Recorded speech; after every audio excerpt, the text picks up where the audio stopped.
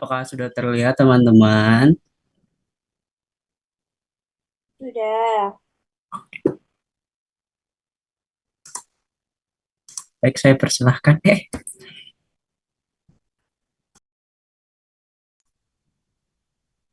Ini saya buka ya. Oke. Assalamualaikum warahmatullahi wabarakatuh. Selamat malam teman-teman. Selamat malam. Assalamualaikum warahmatullahi wabarakatuh. Selamat malam. Oke. Om Swastiastu. Namo Buddhaya. Kami dari kelompok Labu dengan 4 anggota. Yang pertama adalah Mbak Rahma, Nur Rahma Yuli Rosmita, kemudian ada Puspita Sri Mulia Artamevia Irawan, kemudian ada Rifda Fahira, dan terakhir adalah saya Fazrul Sidik Jono. Kami membahas tentang apakah apatisme akan kebenaran adalah suatu yang rasional. Untuk slide pertama akan dijelaskan oleh Mbak Rahma. Silahkan.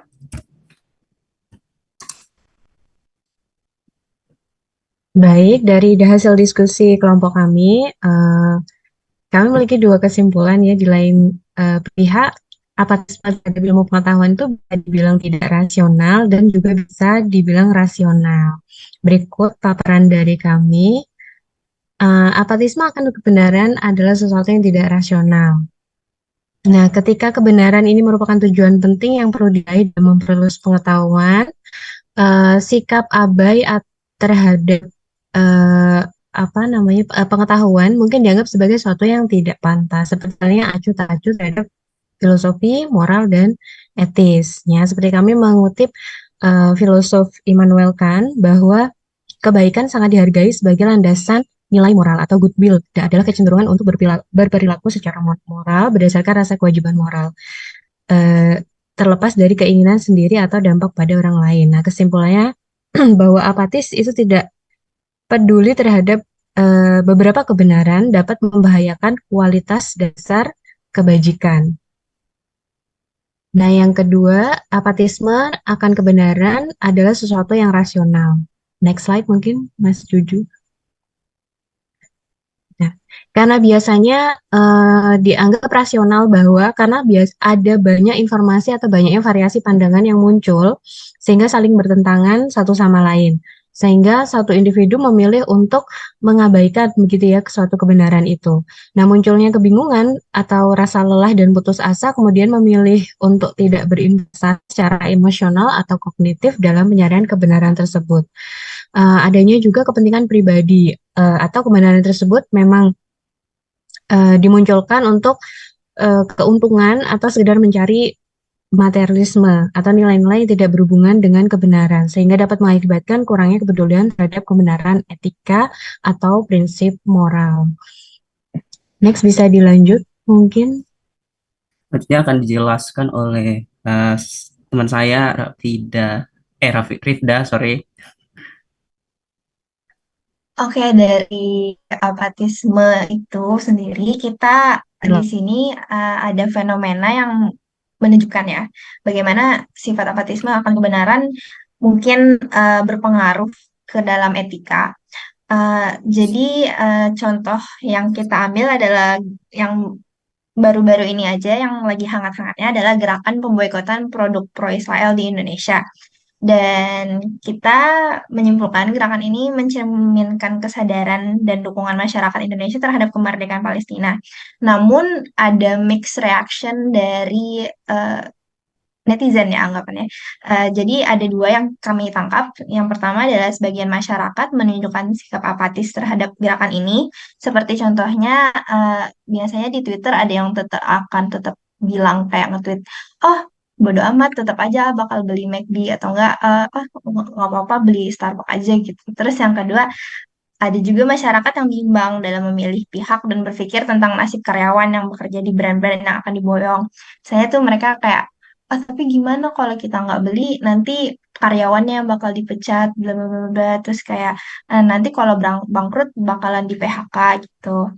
Jadi di fenomena ini kita mendapatkan bahwa sang sikap apatis itu kompleks karena sekarang pandangan dan beragamnya informasi yang tersedia itu membuat individu bakal memilih untuk tidak mengambil sikap tegas terhadap isu pemboikotan ini.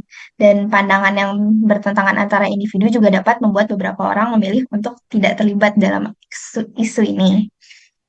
Bisa dilanjutkan slide selanjutnya. Oke, selanjutnya adalah kesimpulan dari apa namanya, apakah apatisme itu adalah akan sebuah kebenaran adalah sesuatu yang rasional. Kami berkesimpulan bahwa bersikap apatis terhadap kebenaran bisa dikatakan suatu hal yang kompleks.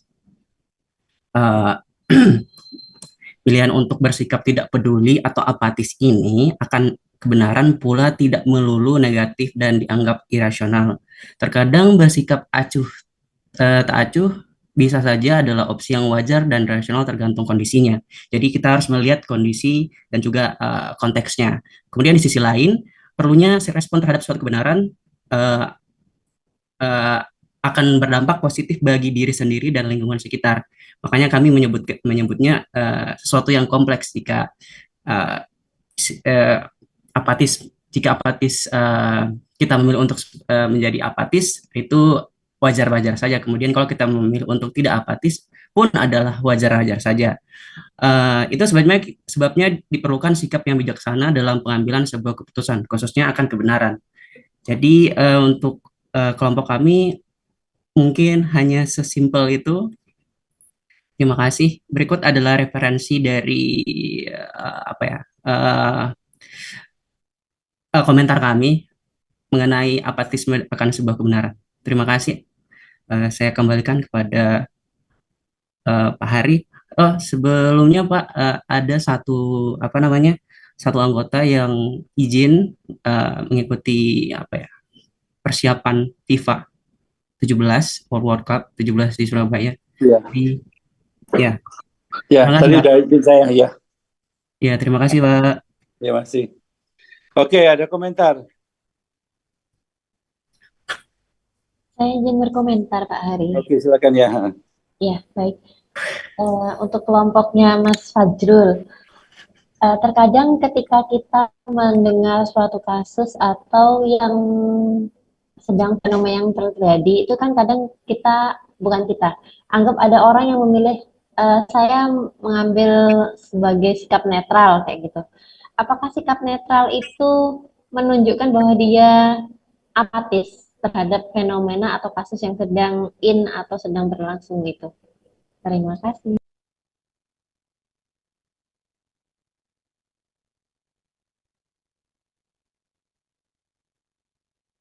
Baik, terima kasih. Mungkin pertanyaannya kami tampung dulu. Apakah ada pertanyaan lain?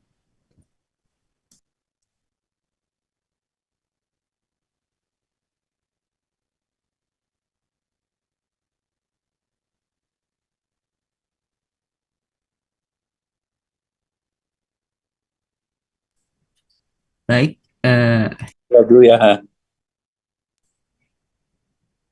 ini langsung dijawab Pak, apa gimana? Ya, silakan jawab langsung, Mas. Saya izin menjawab ya Pak. Ya, Mungkin oke. kita ambil satu kasus lagi buat sebagai bahan renungan. Sebentar ya Pak. Oke.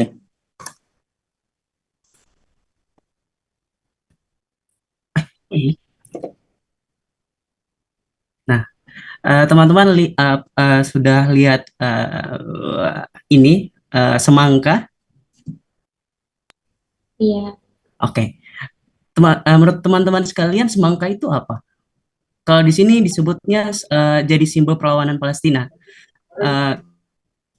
Di Indonesia itu ada banyak orang, banyak masyarakat yang mendukung adanya gerakan semangka ini. Jadi mereka membuat stories, buat apalah seperti itu dengan tagline semangka atau gambar atau simbol atau emoticon semangka. Kemudian ada juga yang memilih untuk tidak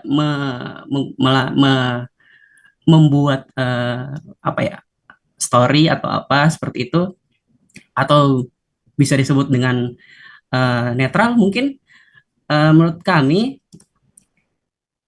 itu sama saja dengan sikap apatisme, cuman pilihan untuk apatisme tersebut tergantung masing-masing individu, mau dia mungkin karena kondisi, balik lagi dari kami itu ada, kalau misalnya memilih apatisme itu ada dua titik yang berbeda. Jadi sesuai konteks dan sesuai kondisinya. Jadi kalau bisa dilihat dari konteks, mungkin dia tidak tidak mengerti dengan apa istilah semangka. Kemudian kalau misalnya dengan kondisi, mungkin dia tidak punya gadget atau segala macam. Mungkin banyak ini apa hal-hal seperti itu yang bisa menjerumuskan apa ya, membawa kepada sikap apatisme. Cuman kita tidak bisa menentukan yang apakah dia negatif atau positif, itu tergantung dari pemahaman kita masing-masing. Terima kasih.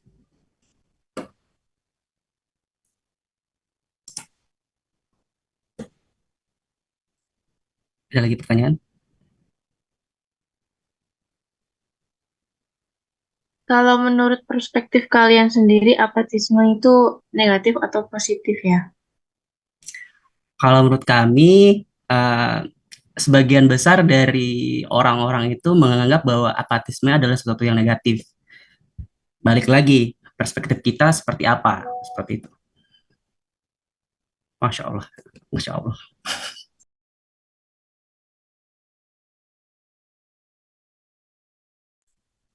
Ada pertanyaan lagi? Sidik, Mas Fajrul.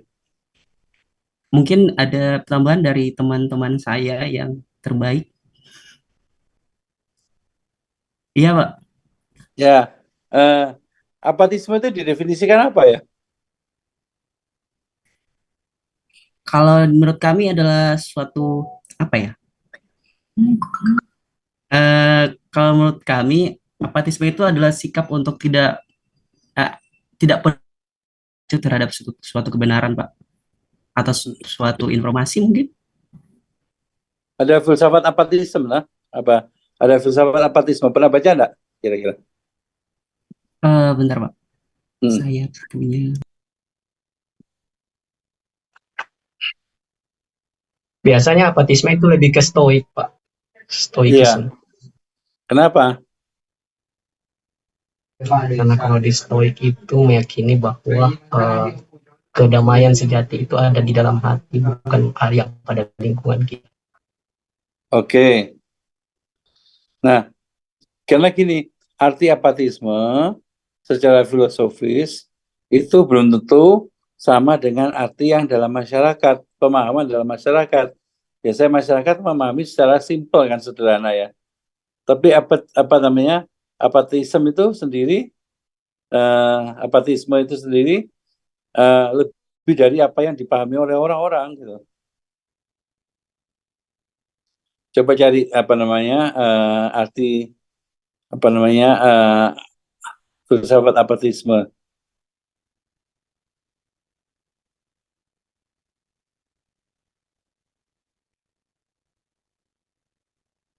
Coba cari, bisa Anda buka internet, coba cari.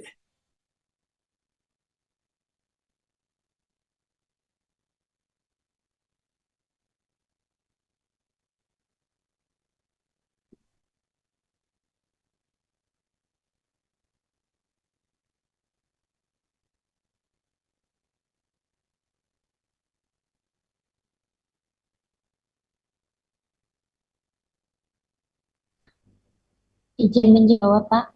Ya, silakan. Dari yang saya baca, untuk apa itu sebentar. Bilang apatisme ini merupakan serapan dari bahasa Inggris yang berarti apati, di mana untuk apatisme sendiri itu matinya nilai-nilai yang ada di masyarakat dengan mengarahkan manusia kepada peradaban yang biadab dan tidak bermoral. Jadi rasa kepedulian seseorang terhadap sesuatu yang dianggap biadab atau tidak bermoral itu sudah tidak ada lagi. Jadi sudah ada hilangnya respect, nilai atau nurani, dan juga sudah terbutakan rasa keadilan dalam bermasyarakat atau hukum, dan bahkan dibutakan terhadap keadilan itu sendiri, seperti itu, Pak. Iya, oke. Jadi tadi kelompok ini Mas Fajrul bilang apa namanya? Ambilkan tentang apa pentingnya kebaikan, pentingnya kebenaran, pentingnya apa itu ya. Jadi kalau apatisme berarti mereka tidak peduli apakah kebenaran itu ada apa enggak, padahal kebenaran itu penting kan gitu ya. Apakah keadilan itu ada, nggak penting gitu lagi ya. Bagi mereka itu bukan sesuatu yang penting gitu ya. Bagi mereka tuh apa? Biarin aja gitu ya. Biarin aja kebenaran tidak ada, biarin aja gitu ya. Makanya konsep pembiaran yang sering terjadi sebenarnya hasil dari apatisme gitu ya. Apa namanya? Mereka tidak lagi melihat bahwa nilai-nilai itu penting. Nilai-nilai keutamaan maksudnya itu ya. Tadi keadilan, kebenaran, kebaikan dan sebagainya gitu. Nah, itu yang konsep filsafatnya itu seperti itu, tapi yang seringkali dipahami masyarakat apatisme dia terus pokoknya nggak ikut-ikut kan gitu ya. Tapi ada sesuatu di balik dari ikut-ikutnya itu. Mereka menolak nilai sebetulnya. Paham ya kira-kira? Mbak. Nah, ya oke. Nah, sekarang saya minta tolong salah satu dari kelompok ini yang apa kira-kira dalam kaitannya tadi konflik Palestina dan Israel, ketika mereka bilang saya nggak tahu siapa yang benar, siapa yang salah, itu bisa termasuk apatisme atau enggak gitu.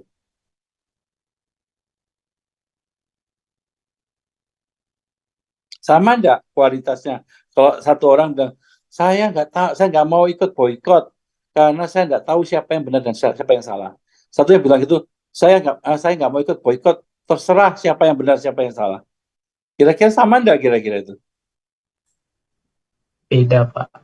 Tidak, betul ya. Nah, jadi apa kesimpulannya? Bukan hanya nggak ikut kegiatan itu, dia nggak ikut memboikot, tapi apa kira-kira? Yang penting apa sebenarnya di sini? Masih ada kepedulian, Pak, Ada kepedulian apa, Mbak? terhadap nilai-nilai yang ada. Karena Iya. Jadi yang pertama tadi dia tidak tahu apakah apa namanya dia tetap membela nilai kebenaran ya. Dia tidak tahu yang benar yang mana, jadi makanya dia tidak berani bertindak gitu ya. Yang kedua, dia tidak peduli pada kebenaran itu. Itu yang apatisme. Ya. Jadi kalau tadi contohnya Mas Fajrul, orang yang nggak mau bertindak itu sebenarnya bisa dibagi dua, tergantung apanya, motivasi di balik itu, gitu ya. Benar nggak kira-kira? Paham ya? Paham, Pak. Ya.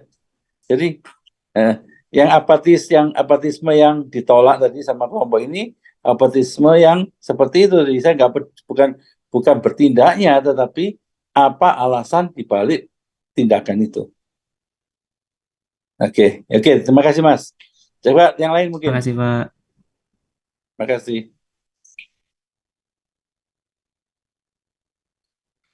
Bisa dikembangkan lagi tuh Mas Fajrul tentunya. Ya, motivasi di balik itu. Kira-kira banyak orang yang betul apatis atau enggak sih Indonesia ini gitu. Atau jangan-jangan mereka enggak paham gitu ya. Sepertinya enggak paham, Pak. Kayaknya enggak paham gitu ya, enggak paham kayaknya. Iya. Oke, yang lain Mak, gimana? Silakan. Yang mau berkomentar.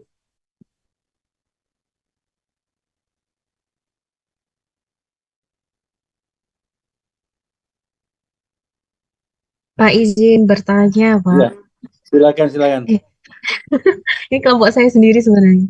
Tapi kalau misalkan apatisme itu dilakukan karena ada dasar rasa takut, itu gimana?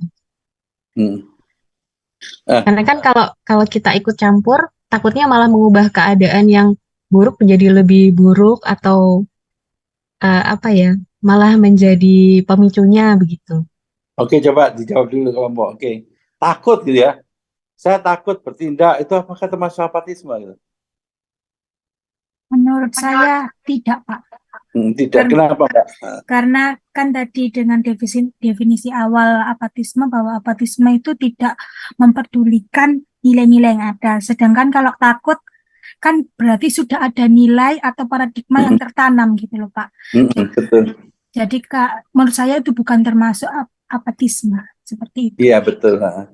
Bukan apa, orang yang takut sebenarnya dia percaya akan nilai itu, tapi dia tidak berani untuk membela nilai tersebut kan gitu ya.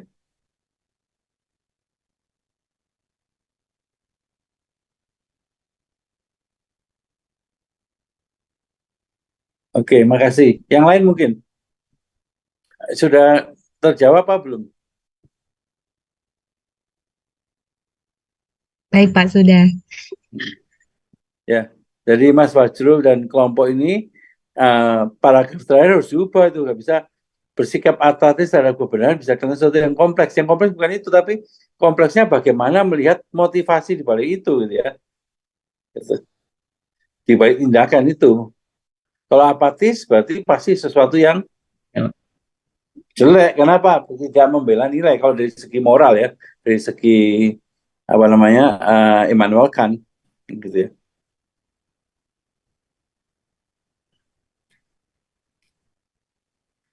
Nanti kami apa namanya? Ya. Kami perbaiki Pak. Revisi ya, revisinya. Oke. Yang lain mungkin komentar yang lain.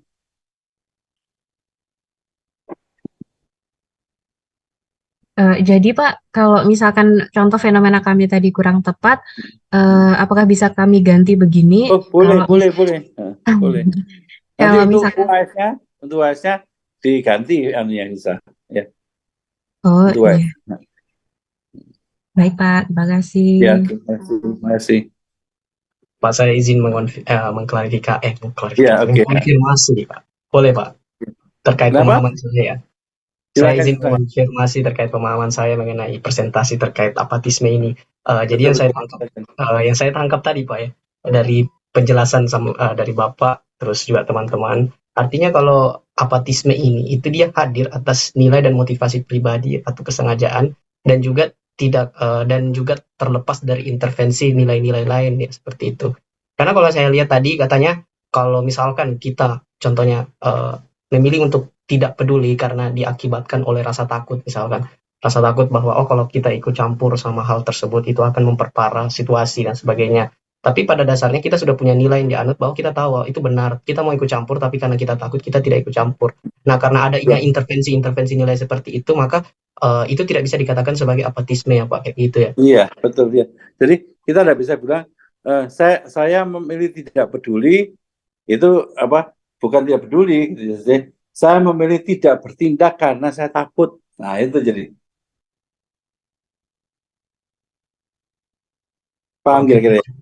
Jadi kita bisa bilang saya bukan tidak peduli, saya peduli, tapi saya tidak bertindak mendukung itu karena takut. Beda kan ya? Iya, Pak. Paham ya? Oke, oke.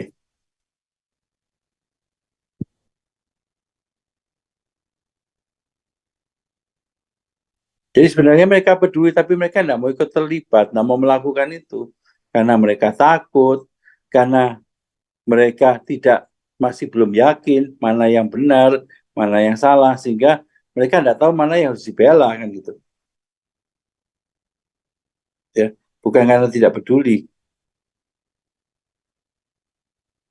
Artinya apatisme ini lebih ke sifat ya Pak, bukan tindakan ya. Bukan tindakan, tapi bukan sifat, motivasi. Sesuatu yang menggerakkan itu gitu ya. Motif istilahnya ya. Motif. Jadi apa yang menggerakkan?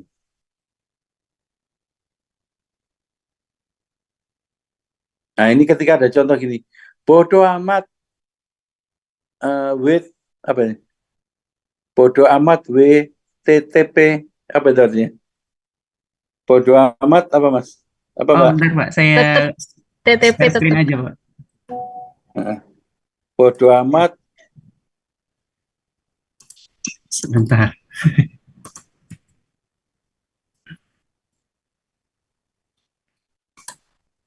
Mungkin TTP tetap ya? Iya. Iya Pak, tetap. W-nya apa? W-nya? W itu saya Pak. Oh, W itu saya. Iya. Ya, Bodo amat, saya tetap beli McD. Nah, kalau ini apakah apatis atau enggak ini? kayaknya apatis deh, Pak. Apatis ini ya. Dari kata bodo amat itu kan, Iya, berarti dia tidak peduli gitu pada nilai itu gitu ya.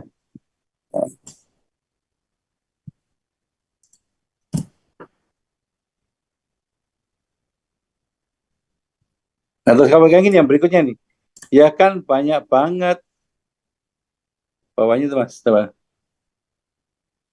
bentar, Pak. Kan banyak banget Saya share screen saudara aja. kita.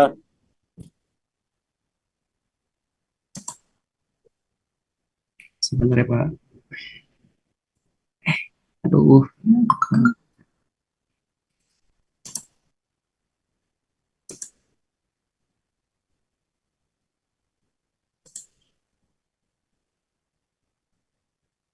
Ini sah.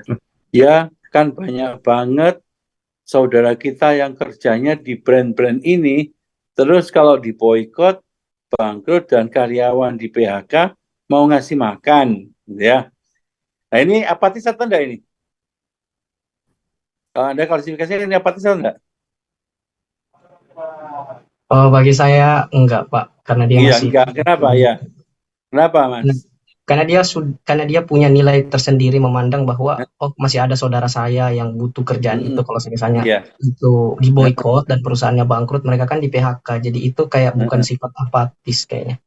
Iya. Jadi ada kita kita bisa tafsirkan dia punya jenjang kebenaran, jenjang kebaikan, yang menurut dia lebih penting daripada tadi kemerdekaannya si ini.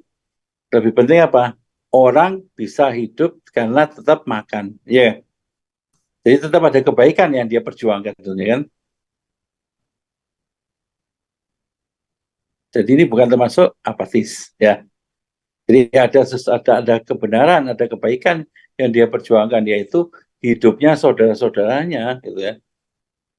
Yang menurut dia lebih penting daripada nilai kemerdekaannya Palestina. Boleh enggak orang punya gitu? Boleh enggak punya jenjang kebaikan? Boleh, Pak. Boleh, gitu ya. Boleh, Pak. Bisa jadi ya. Kita pun kalau kita lihat sebenarnya kita punya jenjang kebaikan juga gitu ya. Mana kebaikan yang diperjuangkan sungguh-sungguh sampai titik darah penghabisan, mana kebaikan yang bisa ditolerir kalau ada kebaikan yang lebih tinggi. Oke? Oke, Ada yang Pak. lain? Oke, Izin bertanya satu lagi, Pak. silakan. Kalau misalkan sikap-sikap anak muda yang sudah tidak mau menjalankan tradisi atau tidak percaya dengan mitos, apakah itu bisa masuk dalam contoh apatis, Pak? Oke, mari jawab dulu sama yang lain.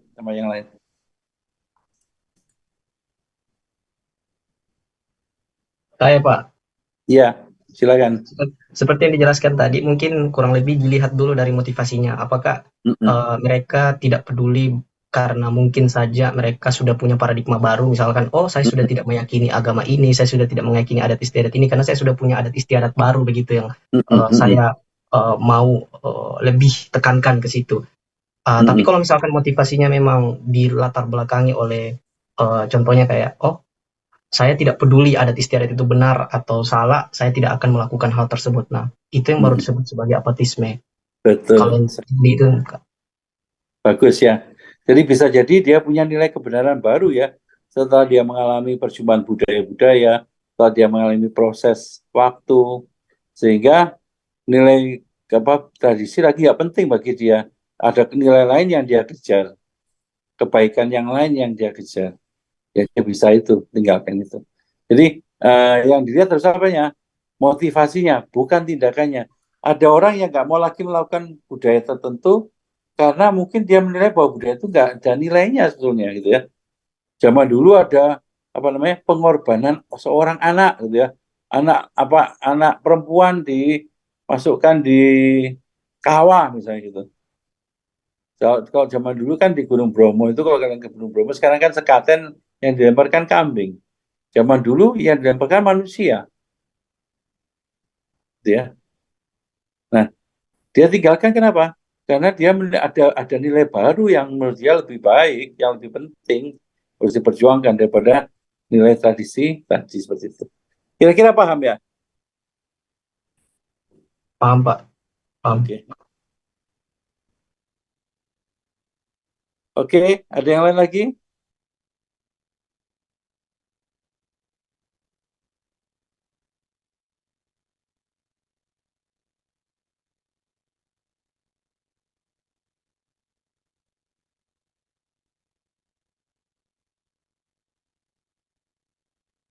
Jadi kita hari ini dua paper ini mengajak kita untuk hati-hati dalam menjudge orang kan gitu ya.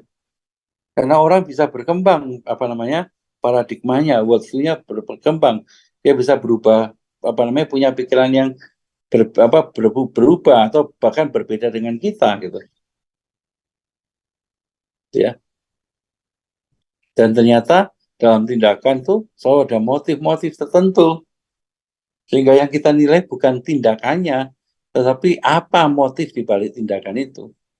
Kalau tindakan itu masih mengejar kebaikan, ya dia bukan lagi apatis, bukan suatu perbuatan yang buruk. Tapi apabila tindakan itu apa namanya kan sebagai pembiaran, ya tahu tapi dibiarkan, berarti itu yang namanya apatisme. Banyak nggak pembiaran ini? Bisa jadi kritik pemerintah. Pembiaran banyak enggak sih?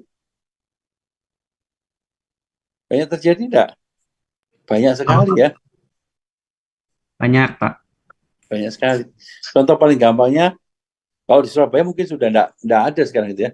Tapi pembiaran orang-orang apa namanya merampas hak pejalan kaki dengan mendirikan warung-warung di trotoar.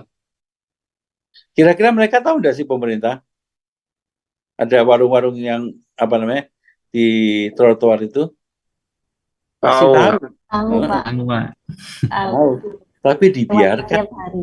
Pembiaran ya. Kita mau Nah, itu berarti mereka apatis.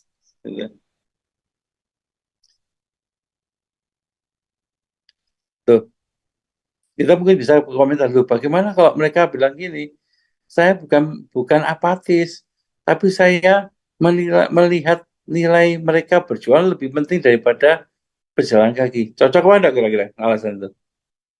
Kalau secara filosofis. Mereka kan ya butuh makan ya, butuh tempat berjualan. Ayo gimana menurut Anda?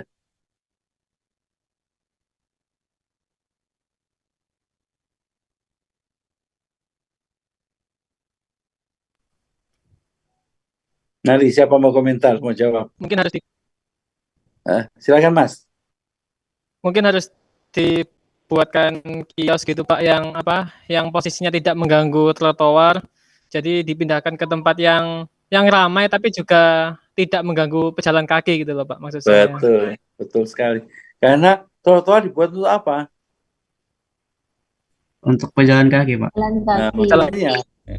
Jadi harusnya pemerintah membangun satu tempat di mana orang bisa berjualan. Sehingga trotoar masih tetap bisa dipakai untuk berjalan Berfungsi dengan kaki. benar. Ya, Bu Risma melakukan itu ya sebenarnya. Di Surabaya kan di depannya Karangmenjangan tuh ya. Sekarang ada tempat untuk memberi apa berjualan makanan gitu ya. Trotoar harus bersih. Sampai sekarang masih bersih nggak ya di sana tuh ya? Bersih, Pak. Masih bersih ya, Kalau yang depan Karangmenjangannya rumah sakit, depan rumah sakit. bersih ya udah. Ya itu karena trotoar tuh haknya pejalan kaki gitu ya. Berarti akan baik kalau trotoar dipakai pejalan kaki.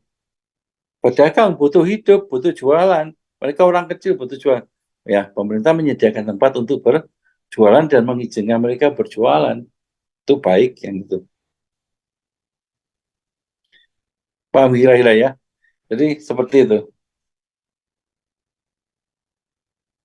Ternyata apatisme melanda tidak hanya anak-anak muda itu ya, tapi juga apa namanya penguasa gitu ya. Kira-kira kenapa kok penguasa melakukan apatisme? Demi keuntungan mungkin Pak, keuntungan Iya, pribadi. bisa jadi itu kan gitu ya, demi keuntungan pribadi. Sejarah kita menunjukkan ada banyak kelompok-kelompok yang sebenarnya ketika kecil pemerintah bisa bertindak, tapi pemerintah membiarkan sehingga kelompok itu menjadi besar dan meresahkan. Gitu.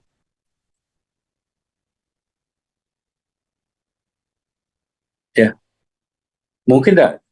Coba Anda pikirkan sekarang kalau kita mau mengembangkan apatisme. Apakah di balik apatisme ada kepentingan?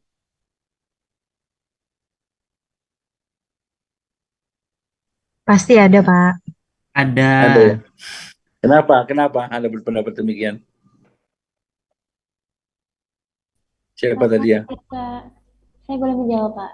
Ya, silakan. Ketika kita kembalikan lagi ke definisi apatis, ini ketika melakukan tindakan apatis, berarti ada nilai yang dikesampingkan. Ada pihak yang ingin agar nilai itu dikesampingkan. Oleh sebab itu, memicu orang untuk bertindak apatis. Karena ketika nilai itu dikesampingkan, orang ini akan mendapatkan keuntungan. Seperti itu. Bagus sekali. Ya. Bagus sekali Anda bisa jadi filsuf itu. Iya. Ada komentar lain tadi Mas juga mau ngomong? Mas Fajrul? Ada juga bilang ada. Kan? Itu sama atau? Ya, sama kayak Baras tuh Pak. Jadi setiap orang itu punya kepentingan. Ya. Mungkin ada keuntungan yang bisa dia dapatkan dengan berlaku apatis. Jadi apa namanya? Dia sebenarnya menolak kebaikan itu dengan cara bertindak apatis dan mungkin mendukung apatisme gitu. Sebenarnya itu penolakan terhadap satu nilai tertentu. Oke, bagus sekali. Makasih. Diskusinya bagus. Terima Ada kasih, lagi Pak. yang komentar? Makasih. Pak, saya ada pertanyaan. Iya, silakan. Iya. Terkait dengan apatisme ini kan pengabaian. Saya ingin tanyakan, apakah paham ateis itu juga termasuk apatisme, Pak? Karena itu kan ada unsur pengabaian nilai ketuhanan. Apakah bisa dimasukkan sebagai apatis? Oke, makasih. Bagus. Siapa yang mau jawab ini? Bukan, Pak. Saya. Nah, silakan.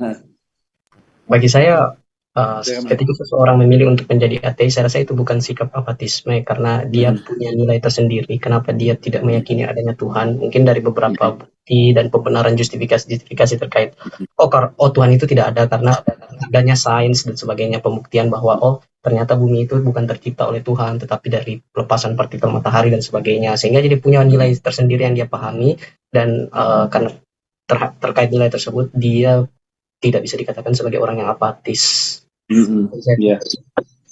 Kecuali kalau kecuali mungkin misalkan dia ini orang yang beragama dan dia beragama Islam dan dia tahu bahwa Tuhan itu misalkan dia percaya bahwa Tuhan itu ada, tapi dia tidak mau menjalankan perintah-perintahnya, misalkan sholat dan sebagainya, itu bisa digolongkan sebagai orang yang apatis kalau menurut saya. Itu Pak. Jadi ketuhanan itu bukan termasuk nilai. Nilai itu kan kebaikan, kebenaran, keadilan dan sebagainya. Itu ada 7 kardinal, 7 nilai 7 keutamaan gitu ya istilahnya. Ketuhanan tidak termasuk salah satu itu. Ketika dia yakin, dia percaya Tuhan dan dia sudah memilih satu agama tertentu, tapi dia tidak menjalankan, nah itu baru apatis kan dia. Oke, makasih Mas Ilham. Ya. Menjawab Marus seperti yang tanya, Marus ya. Iya Pak, sudah Pak. Oke. Terima kasih. Ada yang lain? Pak, saya izin menanggapi. Silakan. Kan sebelumnya ada pernyataan bahwa tidak menjalankan salah satu tugasnya itu termasuk apatis. Semisal Pak memang ada salah satu orang yang sudah percaya bahwa ini agamaku, kemudian melalui proses kehidupan tadi ada kesakitan atau kepahitan yang terjadi ketika menganut agama tersebut dan kemudian memutuskan untuk tidak melakukan kembali. Apakah cara pandang apatis tetap apatis atau bagaimana, Pak? Kalau dia tidak percaya lagi pada agama itu, apakah dia masih penganut agama itu? Meskipun KTP-nya tetap beragama gitu ya, tapi dia sudah Iya, percaya Pak. lagi. Berarti dia masih beragama apa enggak? Tidak. Nah, iya. Berarti nggak sama yang tadi kan? Iya, Paham ya, jadi ya. paham, Pak. Terima kasih. Oke, makasih.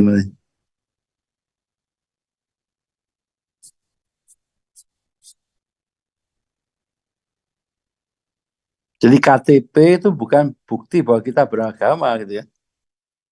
Ya bukan bukti bahwa kita meyakini satu agama. KTP itu. Yang lain mungkin? Saya mau bertanya, Pak. Silakan.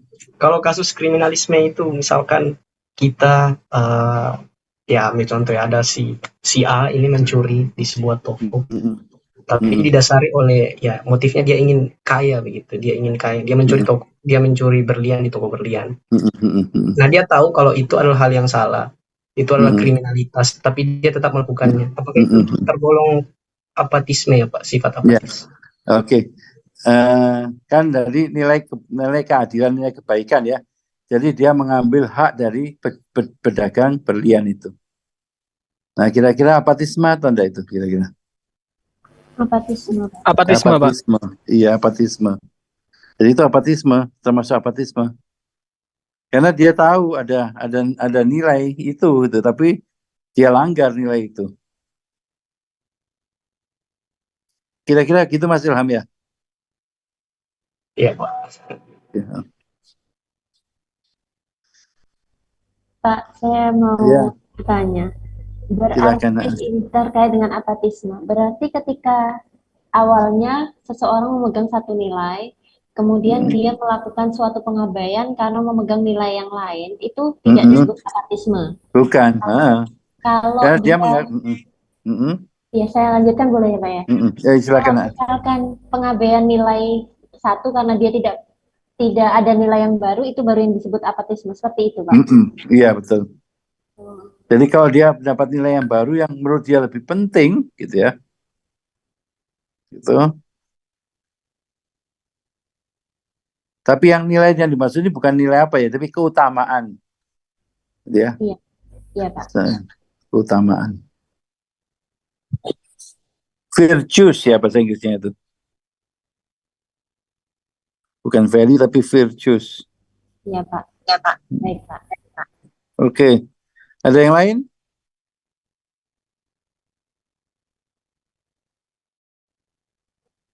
Saya ingin bertanya sekali lagi boleh, Pak? Silakan. Iya, silakan.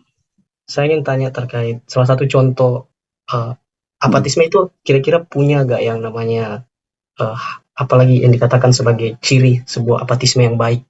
Kalau misalkan ada ciri sebuah apatisme yang baik itu seperti apa, Pak? Karena tadi saya dengar penjelasannya Pak Jrul, katanya kalau tidak masalah sih kalau mau apatisme itu hak-haknya kita gitu. Kalau mau apatis atau tidak apatis itu hak manusia, hak individu masing-masing kayak gitu. Iya, oke. Siapa yang mau jawab ini? Izin menjawab, Pak. Oke. Iya. Kalau menurut saya dikembalikan lagi untuk ke pengertian apatisme sendiri, bahwa apatisme sendiri ini kan pengabaian nilai. Jadi ketika sudah ada nilai yang diabaikan, entah itu nilai keadilan, kebaikan, atau nilai-nilai yang lain, berarti itu tidak akan berujung pada suatu kebaikan. Jadi apabila melakukan tindakan apatisme, berarti itu pasti negatif, pasti tidak ada kebaikan di dalamnya, seperti itu. Iya, Immanuel gitu ya. Jadi kalau menurut Immanuel Kant, apatisme itu sesuatu yang buruk karena dia mengabaikan nilai. Tadi mungkin Mas Fajrul meninjaunya dari segi liberalisme. Setiap orang punya hak untuk memilih gitu ya. Jadi kalau untuk hak memilih ya terserah kayak mau apatis apa enggak gitu ya. Tapi harus tahu bahwa berarti kalau dengan menjadi apatis Anda membuang nilai yang baik menurut pandangan Immanuel Kant. Gitu ya. Kita tidak bisa bilang pandangan Immanuel Kant paling baik kan gitu ya. Kita belajar filsafat kan, kita belajar di filsafat ilmu ini kan kita tahu ternyata pandangan, ilmu pengetahuan segala macam itu belum tentu 100% truth kan gitu ya. Karena truth itu bisa berubah ternyata gitu. Termasuk pandangan Immanuel Kant bisa berubah gitu ya. Nah, pandangan Immanuel Kant selaras dengan pandangan agama-agama, karena Immanuel Kant mengambil filsafatnya itu dari filsafat agama Kristen gitu ya, yang pasti sama dengan filsafat agama Islam, pasti sama dengan filsafat agama Yahudi gitu ya, karena dasarnya kan akarnya sama gitu ya. Jadi kita yang agamanya agama samawi ini ya banyaknya setuju pada Immanuel Kant, tapi tidak semua orang setuju dengan pandangan Immanuel Kant gitu ya. Jadi sah-sah saja ketika ada orang termasuk Mas Fajrul yang bilang ya terserah mau apatis atau tidak, itu haknya manusia gitu. Kira-kira paham ya? Pak, saya ada Halo? pertanyaan lagi. Silakan. Ya, terkadang itu ada orang yang belajar tentang filsafat sampai terlalu mendalami, dia belajar tentang berbagai macam sumber filsafat, sampai dia tuh bingung akan nilai mana yang benar. Sehingga dia tuh dalam kehidupannya tuh terlalu banyak nilai yang mau diambil, tapi ternyata malah tidak bisa menjalankan nilai itu. Apakah itu juga termasuk apatis ya Pak ya? Mungkin bukan apatis, tapi ketika dia belajar filsafat, dia terjebak pada satu ajaran tertentu atau beberapa ajaran tertentu. Kalau kita sadar ya bahwa setiap pemikiran itu ada unsur baiknya, tapi juga ada unsur kurangnya, karena kan pemikir itu sifatnya terbatas gitu ya. Jadi dia berpikir, dia menghasilkan pikirannya tergantung pada konteks hidup dia, gitu kan. Kalau kita sadarkan itu, sehingga ketika kita baca satu buku filsafat, gitu ya, misalnya ditulis oleh Immanuel Kant, oh kita tahu konteks hidupnya Immanuel Kant seperti ini, berarti dia akan berpikir ya sesuai dengan konteks hidupnya dia seperti itu. Terus kemudian ada filsuf lagi, misalnya Al-Farisi yang dia mengeluarkan filsafatnya sendiri. Kita tahu konteks hidupnya dia seperti ini, gitu. Kira-kira konteks hidup kita sama tidak sama konteks hidup mereka? Tidak sama sekali berbeda. Kita hidup di Indonesia, mereka ada yang hidup di Eropa, ada yang hidup di Arab, ada yang kalau filsafat Cina hidup di Cina. Kita hidupnya di Indonesia. Mereka hidup belum ada internet, kita ada internet. Kita ketika mereka hidup orang masih terkotak-kotak, orang Eropa di Eropa, orang Arab di Arab, orang Cina di Cina, orang Mesir di Mesir. Sekarang kita sudah bisa traveling, hari ini saya di sini, besok pagi bisa di tempat lain. Jadi konteks hidup kita berbeda, berarti kita tidak bisa ambil satu pandangan terus kemudian kita anggap itu sebagai satu kebenaran dan kita pakai. Tapi kita lihat ini, kita lihat itu, kita lihat ini, kita lihat itu, kita lihat ini, dan kemudian kita mengembangkan konsep berpikir kita sendiri, filsafat kita sendiri. Nah, banyak orang gitu ya, terjebak gitu ya, menganggap satu itu penting, yang itu kebenaran, menganggap yang lain salah. Nah, ketika terjadi pertolakan ini, padahal dua-duanya bisa jadi benar, kan gitu ya, karena konteksnya berbeda. Dia bingung, mana yang benar, yang ini atau yang itu. Karena dua-dua ada kebenaran, tapi juga ada kekurangannya. Dan dia pertentangkan, sehingga bingung, dia tidak bisa lagi hidup di atas tanah ini, tidak grounded, nggak membumi, dia. Paham kira-kira ya? Paham, Pak. Baik, tanya lagi, Pak. Oke, silakan Mas Ilham. Tadi masih ada yang mau disampaikan kayaknya Pak tadi. Lanjut. Oh iya, jadi makanya kita belajar filsafat tapi jangan ambil jangan kita terikat pada satu tokoh pemikir filsafat, tapi kita ambil dan kembangkan filsafat kita sendiri. Ya, silakan Mas Ilham. Ya Pak, terima kasih atas kesempatannya. Izin bertanya Pak terkait ini apa ya? Saya ingin mengonfirmasi lagi terkait apatisme itu, sifat apatisme itu berarti bisa dikatakan adalah sesuatu yang tidak bermoral ya, karena apa yang saya pernah baca dari buku dari Smith Mill yang tentang utilitarianisme mengenai bahwa sebenarnya yang dapat dikatakan sebagai moralitas itu adalah ketika nilai itu dia mempunyai banyak kebermanfaatan bagi masyarakat. Nah, sedangkan yang tadi saya dengar dari penjelasannya bahwa apatisme ini kan dia tidak cenderung lebih mengarah ke keburukan seperti itu, seperti tadi kasus pencurian yang saya berikan contoh seperti itu. Sehingga saya ingin mengonfirmasi, apakah betul ya kalau sifat apatisme ini itu bisa dikatakan sebagai sesuatu yang tak bermoral begitu? Oke, siapa mau jawab dulu sebelum saya jawab? Ayo. Penulis paper ini pasti bisa jawab.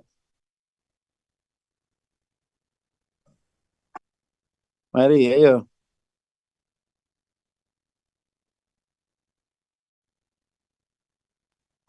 Pak, boleh Siapa yang mau jawab? memberikan tanggapan? Oke. Iya, oke, ya, silakan. Untuk apatisme ini bermoral atau tidak bermoral itu gini, kan kita tadi udah mulai dari pemberian contoh, mulai dari adat istiadat, kriminal, dan juga yang lain-lain. Apalagi juga ada tentang mengenai definisi dari apatisme itu sendiri, mulai dari KBBI dan juga mulai dari kan itu sendiri kan. Kalau kita persepsinya dari kan itu kan tentu tidak bermoral karena dia mementingkan hak itu, dia haknya maupun dampaknya positif atau negatif tergantung hak masing-masing. Tetapi kalau balik lagi, Pak Hari tadi sudah memberikan kata kunci bahwa apatisme itu bisa dikatakan apatisme bukan dari tindakannya, tapi dari motivasi atau landasan latar belakang. Jadi kalau tidak semata-mata semua apatisme itu buruk, tapi ada juga apatisme yang karena kita takut atau kita menjaga hal-hal yang nggak seharusnya terjadi, karena jadi kita lebih pilih apatisme, itu mungkin bisa dikatakan juga apatisme lebih bermoral daripada yang kita ikut-ikutan tapi sebenarnya kita belum tahu seluk-beluknya atau kita belum tahu lebih dalam. Contohnya di Palestina itu yang pemboikotan bla bla bla, kalau kita memang sudah tahu kita melakukan tindakan itu benar-benar akan menjadikan produk Israel ini hancur atau bangkrut, itu mungkin kita tidak bisa dikatakan apatis, atau apatis yang kita pilih itu lebih baik gitu loh. Kalau kita nggak tahu latar belakang kita cuma ikut-ikutan aja, mungkin itu akan bertambah buruk. Malah harusnya kita lebih pilih diam, tapi karena kita hanya ikut tren atau apa-apa itu, mungkin apatisme lebih baik menurut saya. Oke, ada yang mau komentar? Saya mau berkomentar, Pak. Saya kurang setuju dengan pendapatnya Mbak Nur Hari. Nur, ya, oke. Iya, karena tadi saya sudah konfirmasi, untuk apatisme sendiri berarti tidak ada nilai yang dipegang. Sedangkan apabila ada semisal memiliki satu nilai, kemudian bergeser pada nilai yang baru, yang dianggap lebih utama atau lebih baik dari nilai sebelumnya, itu tidak tergolong sebagai sikap apatis. Sedangkan pertanyaan Mas Ilham tadi, Mas Ilham bisa diulangi Mas Ilham pertanyaannya? Iya Mbak, pertanyaan saya tadi terkait apakah sikap apatisme itu dapat dijustifikasi sebagai sesuatu yang tak bermoral? Nah, apabila dilihat lagi pengertiannya, apabila apatis berarti tidak ada nilai yang dipegang, berarti apabila tidak memegang suatu nilai kebaikan bisa dikategorikan sebagai tidak bermoral. Tapi kalau ada pergeseran dari satu nilai ke nilai lain, berarti ada yang dianggap sebagai nilai yang lebih baik dari nilai sebelumnya, itu tidak tergolong apatis dan bisa dikategorikan dia bermoral, seperti itu. Oke ya, mungkin Mbak Nur tadi agak bingung karena konsep apatis yang dipakai oleh penulis paper ini itu kan sikap yang di apa perbuatan yang di luar. Jadi perbuatan luar itu nggak bisa disebut apatis gitu ya. Tapi apatis itu motif yang di belakang. Jadi misalnya ada orang yang mau boikot, kita tidak bisa bilang dia apatis gitu ya. Tapi ketika kita tahu alasan di balik itu, baru kita bisa bilang, oh ternyata mereka apatis. Oh ternyata mereka tidak apatis. Itu kira-kira Mbak Nur ya, Mbak Nur. Jadi, apa namanya? Mungkin tadi ketika Anda bilang tindakan itu, nah itu apatis menurut pandangan masyarakat. Makanya saya tadi kan mengajak kita untuk lihat apatis menurut pandangan filsafat itu apa gitu, ya.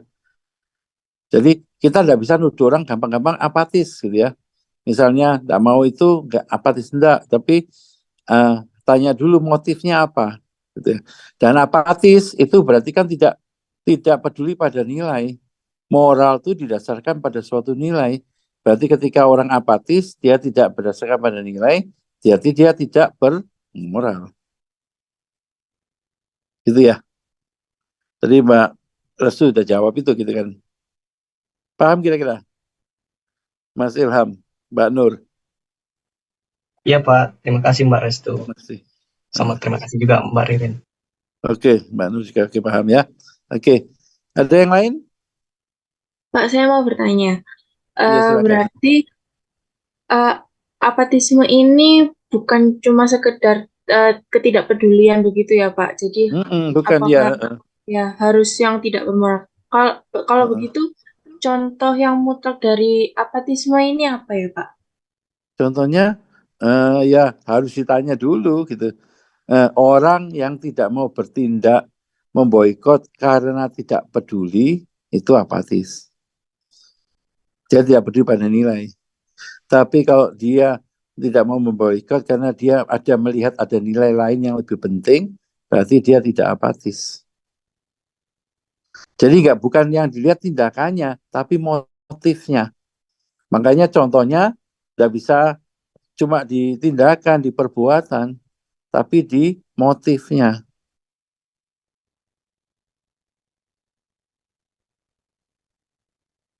Kira-kira paham? Iya, paham, Pak. Jadi nggak bisa gampang ngasih contoh gitu ya. Karena yang dilihat bukan yang di luar, tapi apa yang di dalam. Gitu ya. Contoh, sebagai contoh ini ya, kita nggak bisa nilai itu gini.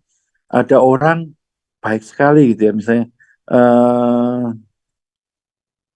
apa namanya, ada pejabat datang, dia seorang ini melayani dengan baik sekali. Gitu. Dengan melayani, disediakan minum, dipijeti, dikasih makan, ditawari ini dan itu gitu.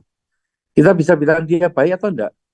Kita bisa bilang dia bermoral atau tidak dari perbuatannya itu. Enggak bisa. Bisa jadi dia tadi memberi minum, dia memijit, memberi makan, itu supaya dia nanti dapat proyek. Tapi juga bisa jadi dia tidak peduli pada proyek, pokoknya yang datang ini orang yang apa namanya butuh sesuatu, maka saya layani. Nah berarti gimana ini nilainya? Jadi kan bukan perbuatannya ya, tetapi apa yang dibalik perbuatan tersebut.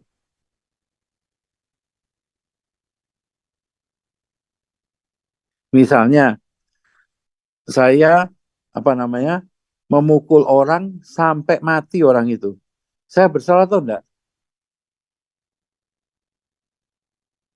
Mbak Karissa, Primordia Karissa? Salah Iya, apa enggak, Mbak? Kalau saya memukul orang sampai dia mati, saya bersalah atau enggak? Kalau menurut saya seharusnya bersalah, Pak. Karena sampai mati orang itu ya. Iya, karena kan berarti menyalahi nilai yang Nah, ada. misalnya saya tahu-tahu dicekik dari belakang, terus saya pukul dia, lalu dia mati. Itu salah tuh enggak? Balik lagi Iya. dari motifnya, Kak, Pak. Tindakan Iya, membela Ya, diri. karena kalau mungkin dari pandangan hukum itu tidak salah karena self defense, Pak. betul, betul dari motifnya kata Mas Fajrul ya. Jadi Mbak Kalisa juga self defense sama Anda salah. Jadi makanya satu tindakan tidak bisa dilihat dari apa yang tampak itu, tetapi apa motif di balik itu. Paham kira-kira? Halo, Iya, paham paham, nggak? Pak. Oh, gitu ya. Paham, Jadi Pak. apatisme itu nggak mainnya di level permukaan tindakan, tetapi di level motif.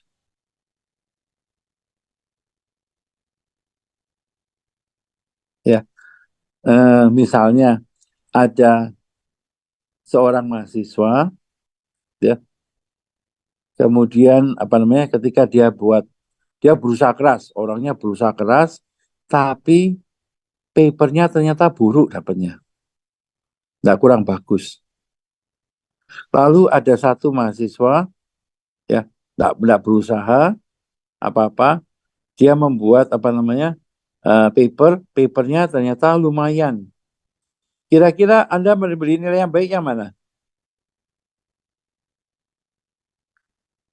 Kalau Anda ikut Immanuel Kant,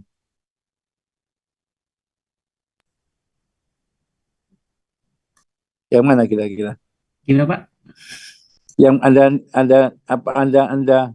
Anda menolak Immanuel Kant, Anda pakai teorinya Immanuel Kant, Anda yang akan beri nilai yang lebih baik yang mana? Ke anak yang tadi berusaha keras tapi papernya kurang baik, atau ke anak yang tidak berusaha tapi papernya lumayan? Yang sudah berusaha. Betul. Itu kalau Immanuel kan yang sudah berusaha. Iya, paham kira-kira ya? Itu Immanuel kan moral, teori moralnya Immanuel kan seperti itu. Tapi kalau kita lihat dunia pendidikan kita kayak apa sih? Peduli nggak lihat usaha itu? Tidak hasil akhir yang menentukan. Enggak, Pak. Oh, ya, malu sudah kita ya. Berarti bermoral apa enggak itu? Kalau menurut Immanuel, ya Immanuel kan ya. Ya, Iya, itu tidak bermoral. tidak bermoral. Menurut kita yang beragama samawi, bermoral apa enggak? Karena kita si Immanuel kan sama-sama yang agama samawi isinya. Enggak bermoral juga. Tapi kita lakukan gitu kan. Dunia Indonesia melakukan itu, dunia pendidikan Indonesia. Kritik ini untuk dunia pendidikannya. Nanti paper kalian kembangkan ke situ ya. Jadi jangan berhenti yang di paper tadi itu, kembangkan lagi untuk menilai yang lain. Paham kira-kira? Mas Fajrul CS ini. Nur Rahma, ya. Jadi kembangkan sampai ke situ gitu ya. Jadi sumbangsi pemikiran filsafat ilmu gitu ya. Ternyata apa namanya? Apa yang kita lakukan dengan cuma melihat nilai akhir, hasil akhir itu nggak pas sebetulnya. Itu apatis. Oke? Oke, Pak. Pak. Ya, gitu ya. Kembangkan ke situ. Siapa tahu bisa jadi artikel diterbitkannya dari filsafat. Oke ya. Oke, masih ada. Kalau enggak kita akhiri ya. Udah malam ini ya. Sudah, Udah Pak. cukup ya. Oke. Makasih. Apa namanya? Ide-ide kalian menarik-menarik loh papernya. Saya apa namanya kagum juga. Apa namanya? Temanya berani dan menarik. Nanti kita bahas apa namanya? Minggu depan lagi gitu ya. Pak, untuk pertemuan minggu depan, apakah online atau offline? Enak online atau enak offline menurut Anda? Offline. Offline ya. Offline, Offline ya, Pak. kita offline ya. Oke. Saya ini masih agak capek kan baru datang, jadi apa namanya? Saya Ya, bikin Pak. Nggak apa-apa, Pak. online. Nggak apa-apa Oke ya. kok, Pak. Iya. Nggak apa-apa, Minggu Pak. depan kita offline ya. Oke. Iya. Iya. Yeay. Oke, terima Di- kasih. Terima kasih, Pak. Terima kasih. Sampai ketemu Sampai Iya, ketemu terima kasih, Pak. malam. Pak. Terima kasih, Pak. Terima kasih. Terima kasih banyak. Terima kasih. Terima kasih.